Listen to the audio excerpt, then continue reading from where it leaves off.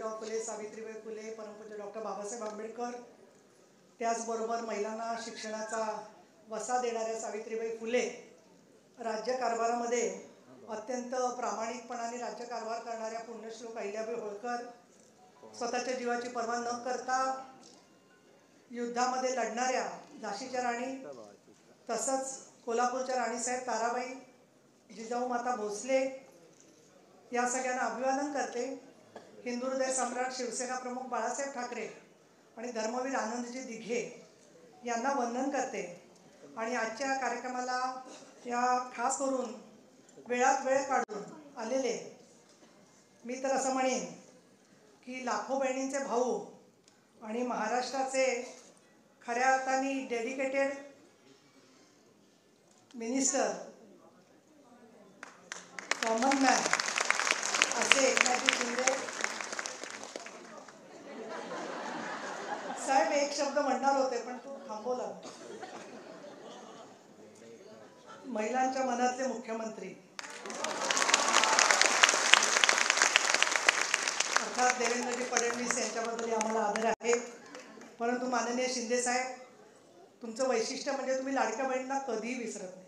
मग ते भाषण रात्री 2 वाजता केलेलं असो किंवा दुपारी 2 वाजता केलेलं असो, सभागृहात केलेलं असो किंवा अजून मराठा आरक्षणाच्या कार्यक्रमाच्या इथे केलेलं असो. आणि त्यामुळे आज वैकुंठ चतुर्दशी आहे. आज वैकुंठ चतुर्दशीच्या दिवशी खास करून इथे 10 दिशा या पुस्तकाच्या प्रकाशनाच्या निमित्ताने मी निमंत्रण दिलं आणि आपण आलात. दैनिक मुंबई सकाळमध्ये हा सदर वर्षभर चालू होतं आणि मी जवळजवळ आतापर्यंत 29 पुस्तकं गेल्या 30 वर्षात लिहिलेली आहेत. म्हणजे दरवर्षी साधारणपणे एक पुस्तक. मग त्या पुस्तकांच्या तपशिलामध्ये मी जात नाही, परंतु महिला धोरण जी वेगवेगळी झाली त्याच्याचबरोबर स्त्रियांना अत्याचाराच्या विरोधात प्रतिबंध करण्यासाठी काय करता येईल याची यशस्वी झालेली उदाहरणं साहेब मी या पुस्तकामध्ये लिहिलेली आहेत. आम्ही काम करत असताना आम्हाला काही लोक असे सापडले, तुम्ही नुकतीच सून लाडकी अशी मोहीम हाती घेतलेली आहे. आम्हाला असे सापडले लोक जुन्नरमध्ये की त्या व्यक्तीने 5 बायकांशी लग्न केली होती आणि त्याच्या 2 महिला माझ्याकडे तक्रार घेऊन आल्या होत्या. आणि मग शेवटी मोर्चा काढून जेव्हा आम्ही त्याला शोधायला गेलो तेव्हा तो एका पिपामध्ये लपून बसला होता. त्याच्यामुळे अशी अनेक उदाहरणं आहेत. आज मी उपसभापती असल्यामुळे प्रत्यक्षामध्ये काही गोष्टी करताना बंधनं आली, तरीसुद्धा त्या अनुभवांच्या मधून महिलांवरती सोडलं, काय करायचं ते करा. म्हणजे त्यांनी काय केलं असेल त्याची कल्पना तुम्ही करू शकता. त्याचबरोबर असे अनुभव आले की आरक्षण मिळालं परंतु संरक्षण मिळालं नाही. मग आपण इथे सत्तेमधले सगळे उदय सामंत आहेत, चंद्रकांत दादा आहेत, सगळेजण बसलेले आहेत. आणि पहिलं जेव्हा शिवशाहीचं सरकार आलं त्यावेळेला आम्हाला मनोहर जोशी आणि गोपीनाथ मुंडेंनी विचारलं, सगळ्या महिला कार्यकर्त्या होत्या, अहिल्या रांगणेकर, मृणाल गोरे, तारा रेड्डी, कम्युनिस्ट, डाव्या उजव्या, जयवंतीबेन मेहता, की तुम्ही मला एक कार्यक्रम सांगा की कुठला कार्यक्रम केला तर महिलांना फायदा होईल. त्याला मी त्यांना सांगितलं होतं की महिलांनी दारूच्या विरोधात जी आंदोलनं केलेली आहेत त्याच्यामधल्या महिलांच्या केसेस तुम्ही काढून टाका. आणि मला असं वाटलं आपल्याला आश्वासन मिळालं आणि संपलं. पण तिसऱ्या दिवशी 32,000 महिलांवरच्या केसेस काढणारी फक्त एकच आहे, ती म्हणजे शिवसेना. आणि त्याच्यामुळे या महिला सगळ्यांनी परत जोमाने कामाला लागल्या. त्याच्यातली सुनीता मोरे सारखी ती इथे बसलेली आहे ज्यांच्यावरती त्या काळात सुद्धा केसेस झालेल्या होत्या. आणि म्हणून अशी अनेक उदाहरणं आहेत. पण हे काम करत असताना मला असा अनुभव येतो, सबुरी विण मनुष्य प्राणी, स्थितितयाची दैन्यवाणी, पंडित असो का मोठा सद्गुणी, व्यर्थ जेणे हिजविणं. त्यामुळे सबुरी फार महत्त्वाची आहे, जशी संघर्ष महत्त्वाचा आहे तसा. आणि या पार्श्वभूमीवरती आपण इथे एक फार मोठा निर्णय घेतला, महाराष्ट्राच्या राजकारणाला वळण दिलं, त्यामध्ये आम्हालाही सामावून घेतलं.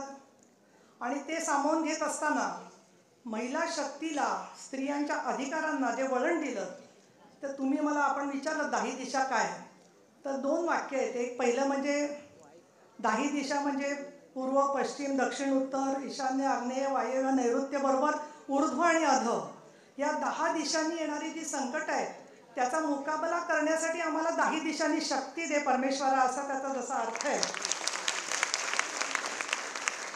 त्याचबरोबर आपला जो संघर्ष आम्ही पाहतो, तुमच्या आमच्या सगळ्या भगिनी ज्या आलेल्या आहेत त्यांचा संघर्ष आम्ही बघतो, त्यावेळेला पुढे जात असताना तिला तिला असो, महिला असो, पुरुष असो, काय काय अडचणी येतात त्याची आपल्याला जाणीव आहे. तर या सगळ्या पार्श्वभूमीवरती मुंबई सकाळमध्ये राहुल गडपायले, विनोद राऊत यांनी मला सांगितलं की तुम्ही सदर सुरू करा.